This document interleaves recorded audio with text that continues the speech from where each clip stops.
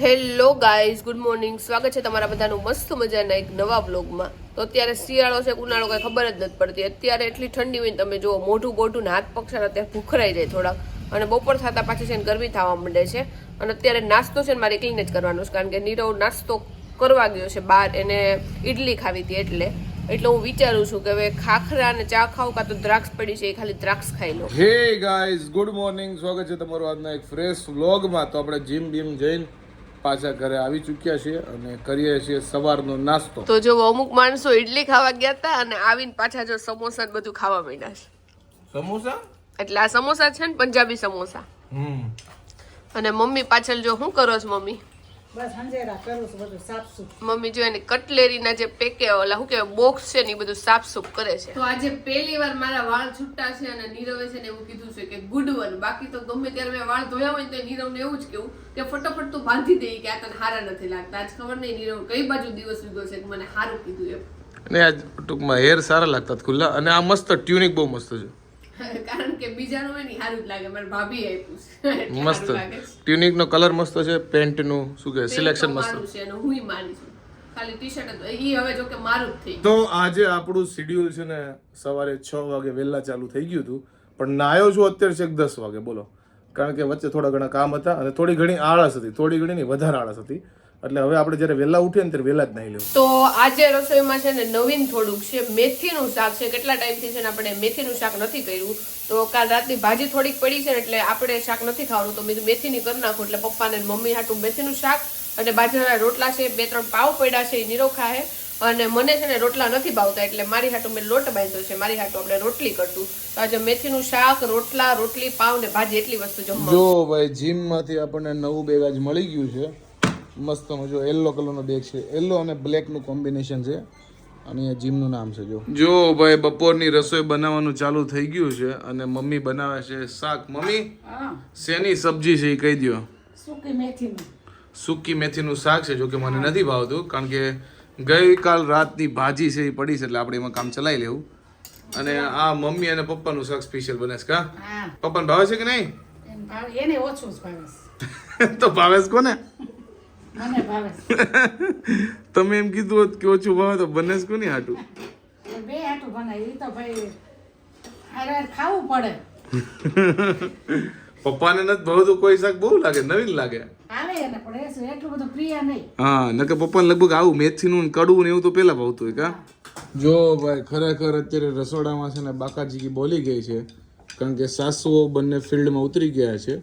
એમ બાકાજી કે નથી બોલી, પણ રોટલા ને રોટલી નહીં બાકાજી બોલી ગઈ. જો અહીંયા મમ્મી રોટલા બનાવે છે અને આજકાલની બહુ રોટલી બનાવે છે. જો ભાઈ આજકાલની બહુ નથી, હું તો જૂની થઈ ગઈ છું. પણ અત્યારની નવી જનરેશનની બહુ રોટલી અને આ રોટલા. જો બે વસ્તુ જોવા મળશે. કા અને બે જનરેશન વચ્ચે ત્રીજી વસ્તુ જોવા મળશે, મારો જૂનો ગેસ. જે તમે લોકો કોમેન્ટ કરો નવો ક્યારે લાવશો, પણ હમણાં કામમાં પડી ગેસ. કા હમણાં જ્યારે હવે આ ગેસ હાલતો બંધ થઈ જાય ને એટલે નવો ગેસ આવશે, મને તો એવું લાગે છે. કારણ કે અમે નક્કી તો બહુ કરી લઈ આવશું, પણ હજી અમારા ઘરે આવ્યો નથી. મને લાગે છે નવો ગેસ એટલે નથી આવતો, કારણ કે આ જૂનો ગેસ છે ને આપણને આપણો સાથ છૂટવા નથી માંગતો. મને એ જ લાગે છે. એને ટૂંકમાં એવું કંઈક કર્યું છે કે આપણે ઘરે નવો ગેસ નથી આવતો. આ જૂના ગેસ ના 2 વાર નવો ગેસ આવ્યો ને પાછો વહી ગયો. બોલો. હા, આ બધા છે ને જૂના ગેસ ના કામમાં છે, એવું લાગે છે. જ્યારે અંજળ હશે ને જે ભાગમાં હશે ને ત્યારે જ આવશે. એ વાત તો સાચી છે. એ તો પાછું હોય તો વયું જાય. વાળ તો છે ને હારા રે, પણ આગળથી જે ટુકડા હોય ને એ વાળ તો સેજ વાકડિયા રે. એટલે આગળ જે મારા વાળ નવા ઉગતા હશે કે ખબર નહીં, કાં તો ટુકડા થઈ ગયા હશે, તો ઈ વાળ બધાય છે ને આગળ જો આવી રીતે ઊંચા રહેશે થોડાક. તો અત્યારે થઈ ગઈ છે રાત અને રાતની રસોઈની તૈયારી ચાલે છે. અને રોજ તમને ફેન્સી ખાવાનું બતાવીએ છીએ, પણ આજે ફેન્સી નથી, આજે એકદમ સાદો પ્રોગ્રામ છે. કારણ કે હમણાં બહુ ભાજી ખાધી, પાસ્તા ખાધા, તો આજે મારા માટે સ્પેશિયલ બનવાની છે ચા અને ભાખરી, જે આપણી ફેવરિટ છે, ઓલ ટાઈમ ફેવરિટ. અને ગમે ત્યારે ટ્રાવેલમાં જાઉં ત્યારે હું એને બહુ મિસ કરું, ચા અને ભાખરી.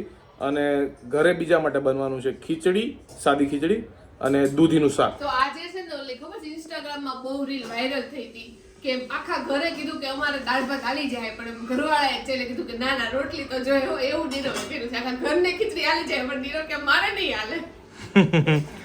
એવું કઈ છે નહીં, પણ મને ખીચડી અને થોડુંક શાક ઓછું ભાવે છે. અને એવું નથી કે નીરવ તો જો આજે આપણે એમ કેત ને નીરવ ખીચડી છે તો ખાઈ લે, પણ મેં જ કીધું કે આજે તને ભાખરી કરી દે, કારણ કે ઉપરથી આજે નીચે આવીને ત્યારે નીરવે પહેલાથી કહી દીધું હતું એ કે ગમે એ બને પણ આ કે આજે ખીચડી ન બનાવતી. મેં આવીને નીચે એવું કીધું મમ્મીને, મમ્મી આજ ખીચડી નથી કરી. મમ્મી કે પણ આ ખીચડી દૂધીનું શાકનો પ્રોગ્રામ છે. તમે કાંઈ નહીં, ખીચડી અને દૂધીનું શાક કરી નાખીને આને નીરવને એક ભાખરીને ચા કરી દેવું. જો અહીંયા મમ્મી જે શાક સુધારે છે ને એ મારું છે ને લાઈક મને ભાવે પણ એટલું બધું ન ભાવે એમ. શાકનો દુશ્મન છે મારો મમ્મી. હેલ્ધી કહેવાય દૂધી તો દૂધી લાવે બુદ્ધિ. એ વાત તો છે. અને મને એવું લાગે, મને નહીં પણ ઘણા લોકોને દૂધી ઓછી ભાવતી હશે ને, ભાવે ખરા પણ મીડિયમ. બધા છોકરા નો જ ભાવતી હોય. હા દૂધી નો ભાવે, તુરિયા નો ભાવે, રીંગણા નો ભાવે. સાચી વાત છે. એટલે બધાને ઘરે બબે શાક તો થાય જ. બટેકા જ ભાવે બધાને. હા બધાને બટેકા. જુવાનેડાને તો ખાસ. હા લાકડ બટેકા એટલે મોટી ઉંમરના વાળાને મેળ આવે નહીં. હા ઈ ઓછા છે. ઓછા. અને ખીચડીમાં કેવું છે, પપ્પાને છે ને થોડી કઠણ ખીચડી હોય ને એવી ભાવે, અને મને છે ને હાવ એટલે હાવ ઢીલી ખીચડી હોય ને, હાવ ઢીલી પાણી જેવી એવી ખીચડી મને ભાવે. પણ હવે આપણે બેયને છે ને મિક્સ કરી લાઈક બહુ ઢીલી નહીં બહુ કઠણ નહીં એવી ખીચડી બનાવશું એટલે બેયને થોડી થોડી ભાવે. તો જો ખીચડી થઈ ગઈ છે, ભાખરી થઈ ગઈ છે, શાકઈ થઈ ગયું છે, ચા જો ઉકળે છે, અને ચામાં જેટલું મેં ભેંસનું દૂધ હતું ને થોડુંક એવું જ હતું એ નાખ્યું છે, અને બાકીનું છે ને ગાયનું દૂધ નાખી દીધું છે. એટલે હવે નીરવને ખબર પડે ને તો રાડું નાખશે, કારણ કે નીરવને છે ને ગાયના દૂધની ચા બનાવી ને તો કે કેવી રીતે બનાવીશ, તને ચા બનાવતા નથી આવડતું એવું બધું બોલે. પણ આ બે મિક્સ છે તો કદાચ છે ને એની સ્મેલ નહીં આવે ગાયના દૂધની. હવે ખાઈ પછી ખબર પડે કેવીક લાગે છે ના ચા. બે મિક્સ કર્યું ગાયનું ભેંસનું દૂધ. તો મમ્મીએ છે ને નીરવને ચેલેન્જ આપ્યું છે કે નીરવ 15 દિવસ મને આપે ને તો એ કેવું છે ને એકદમ એને ગોરો કરી દઉં. નીરવ કાળો એટલે છે મમ્મીને એવું કેવું છે, કારણ કે નીરવ મમ્મી પાસે બેરતો નથી.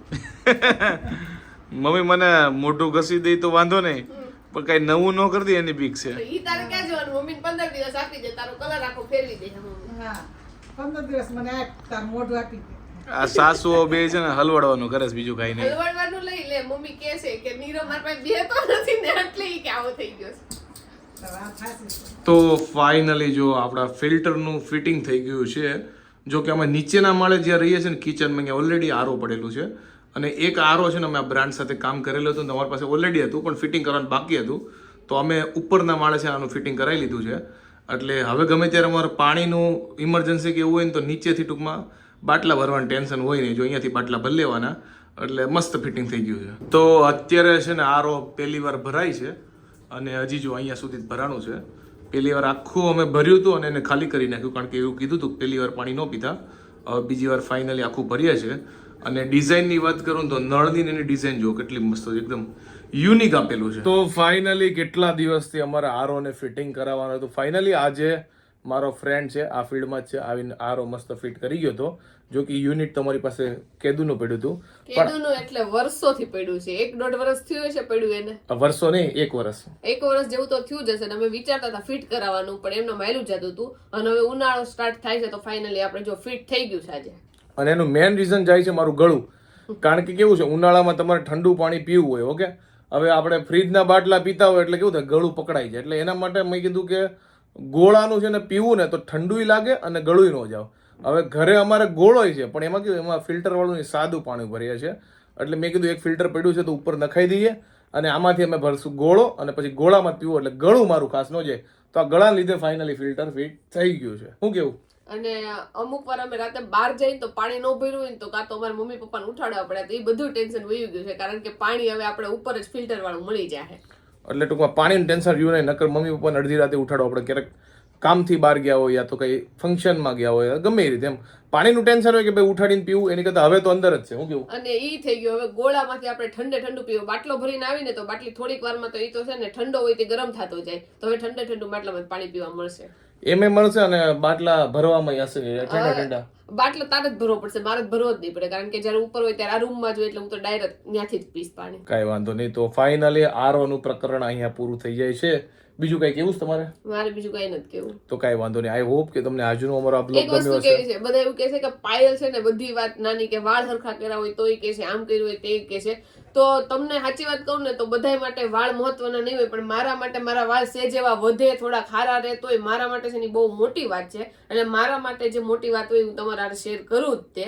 હવે તમને ગમે કે ન ગમે, પણ હવે હું ટ્રાય કરીશ, ઓછું કરીશ, પણ તોય મારથી બોલાય તો જાહેર. આઈ હોપ કે તમને મારો આજનો બ્લોગ બહુ ગમે છે. ગમે તો લાઈક કરો, મસ્ત મજાની કોમેન્ટ કરો, મારી યુટ્યુબ ચેનલ સબસ્ક્રાઇબ કરો, અને ફેસબુકમાં જોતા તમને ફોલો કરવાનું ભૂલતા નહીં. તો મળીએ નવા બ્લોગ સાથે કાલે. ત્યાં સુધી બાય બાય. Bye bye.